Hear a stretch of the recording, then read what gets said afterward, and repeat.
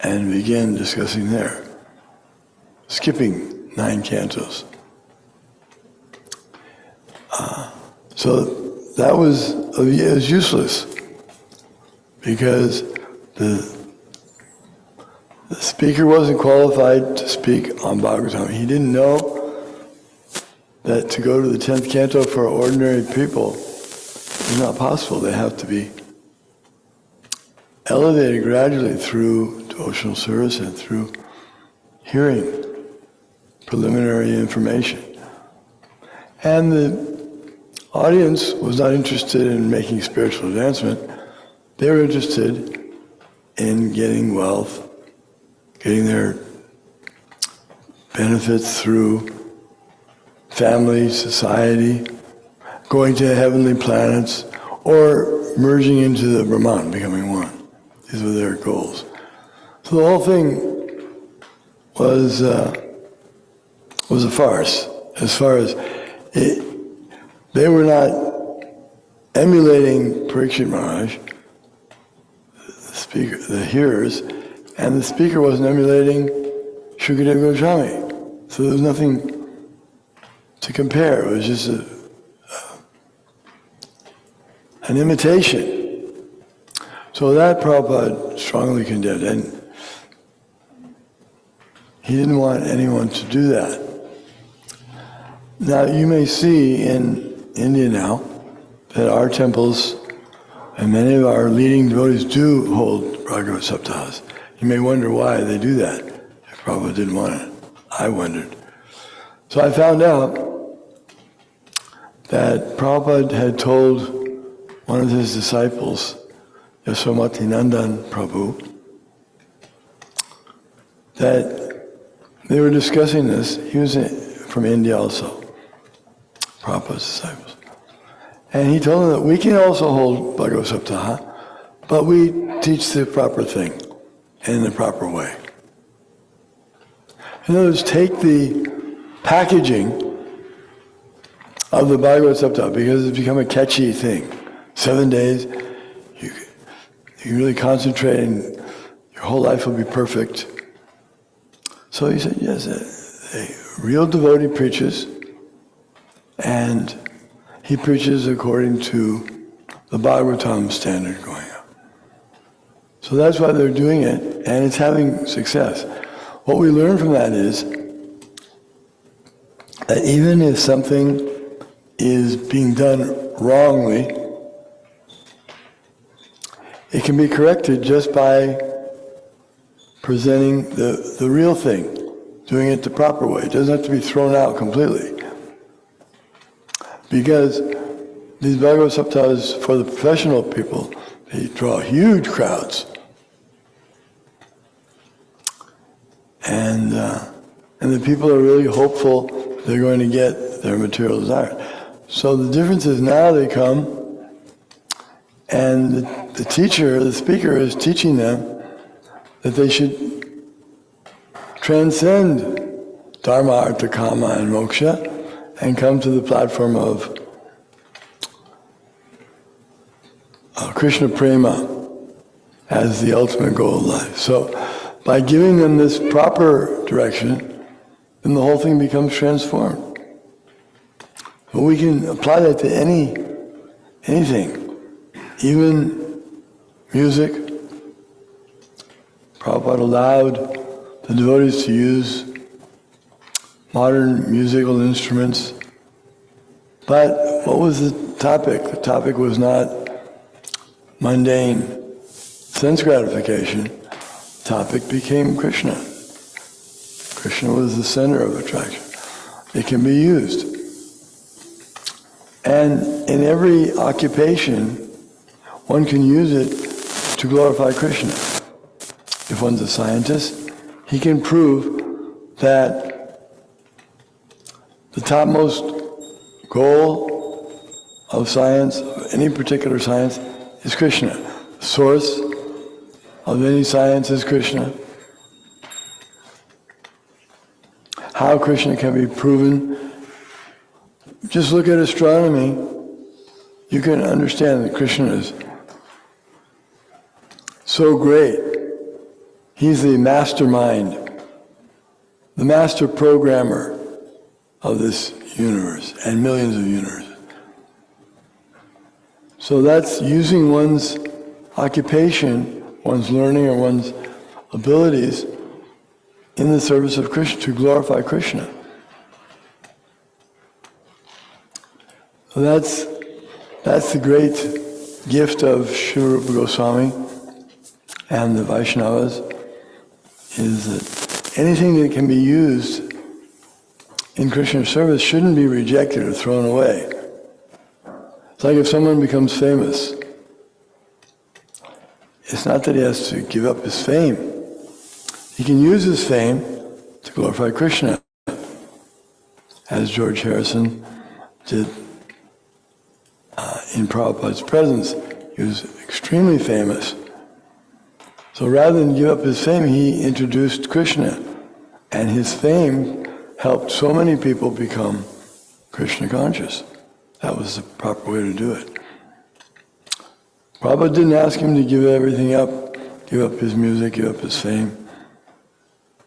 He said, use what you have in Krishna's service. So, thank you very much, Dhanavir Maharaj. Comment? Yeah. Narari Prabhu? Yes, I have a question.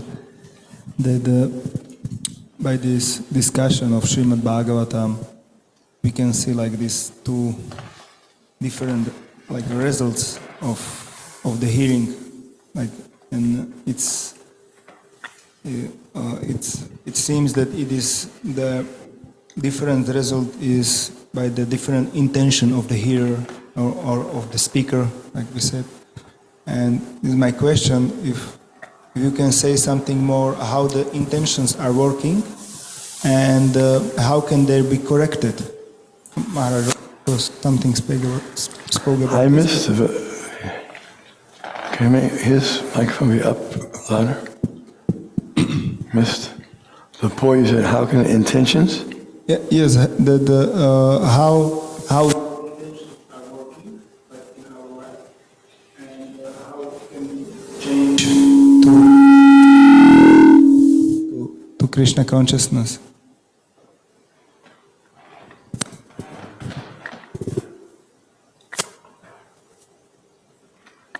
One's intentions can be changed by association with a pure devotee of the Lord. Like when it comes to Krishna consciousness, he may have impure desires, but by hearing from a pure devotee like Sutta Goswami or Dhanavir Maharaj, one's desires can be purified so that one gets a taste gradually for hearing and chanting the glories of the Lord.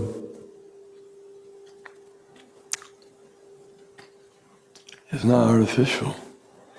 It's not that he's taking something outside and putting it in that he didn't have. Everyone has natural attraction to Krishna.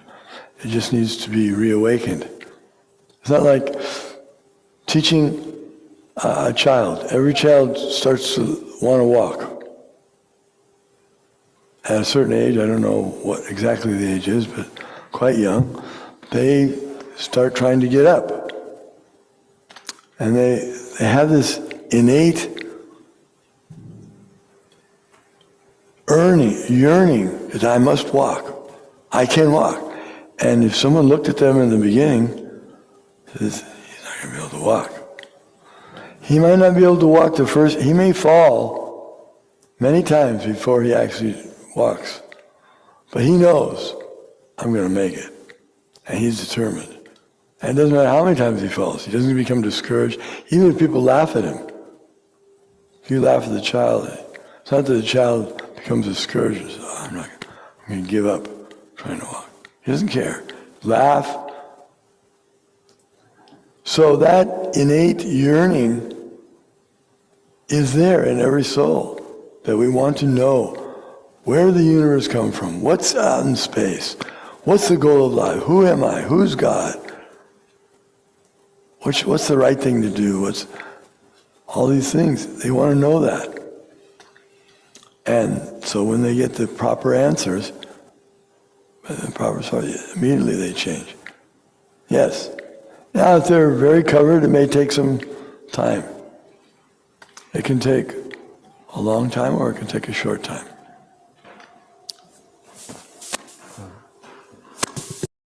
So if I understand it properly, that the intentions, like in our life, in their pure form, they are pure, and they just need to be like purified, and in that way, then we can be Krishna conscious. Like that? I understand it properly? I couldn't hear. I just asking that if I understand properly that like the intentions which the soul has, they are originally there is pure intention in heart to serve Krishna, but now it's like covered, so it just needs to be like clean by the association and by the knowledge. Yes. Thank you.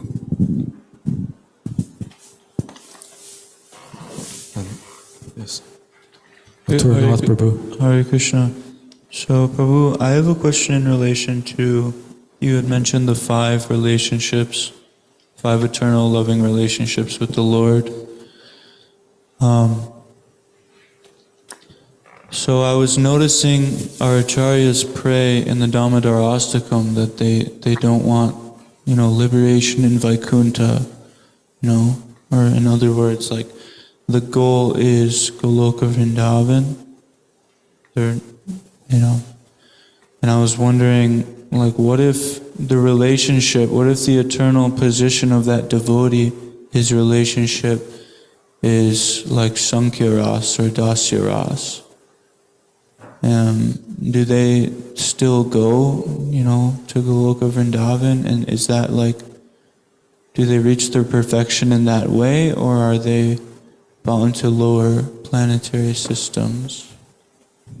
Yes, in the spiritual world, there's the concept of perfection, greater perfection, and the most perfection.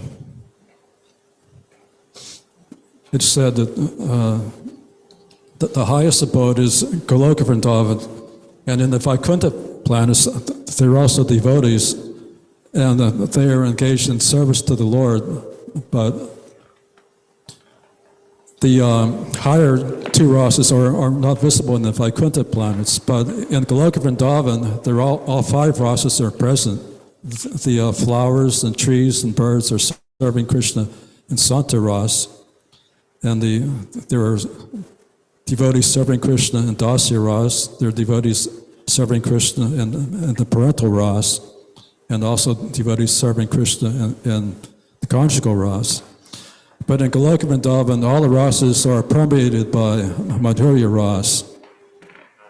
So there's no overlapping of rasas in the Goloka Vrindavan, but the Madhurya Ras is all pervading there.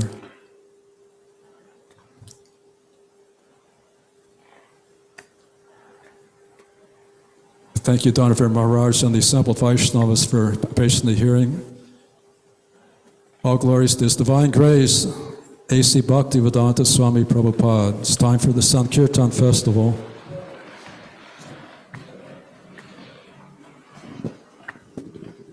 This week, for the week of November 14th, we had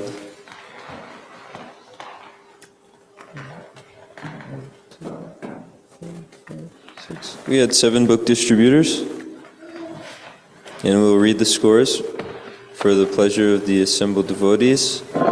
Tulsi Maharani. Can't hear very well. And we'll read the scores for the pleasure of the assembled devotees, Sri Sri Gaurnitai, Srila Prabhupada, Tulsi Maharani, and the assembled devotees, and the Sampradaya Acharyas.